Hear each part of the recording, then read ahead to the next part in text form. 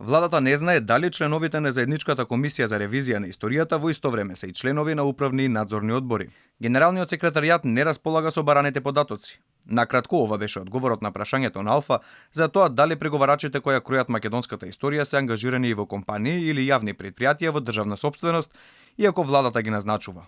Според информации на Алфа, дел од членовите на историската комисија се ангажирани во други државни тела. Информација од јавен карактер е информација во која било форма што ја создал или со која располага имателот на информацијата согласно со неговите надлежности. Генералниот секретаријат не ги создал и не располага со бараните информации. Пишува во одговорот од владата на барањето за пристап до информации од јавен карактер на Алфа. За сега нејасно е како владата се прогласи за ненадлежна, кога законот за јавни предпријатија јасно одредува дека основачот ги избира членовите, а во овој случај основач е владата. Членовите на управниот одбор ги именува, односно разрешува основачот на јавното предпријатие.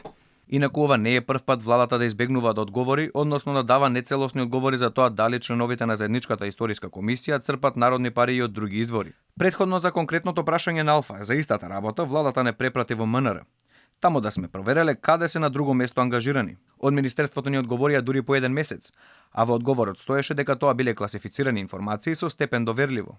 Од она што е официјално познато е дека членовите на Мешовитата комисија за прекројување на македонската историја само од МНР од 2018 до сега имаат инкасирано вкупно над 250.000 евра народни пари. Заплатата која ја земаат од народот, според протоколот помеѓу Бугарија и Македонија, тие досега договорија менување на неколку учебници по историја, како и различно толкување на клучни личности од македонското национално минато.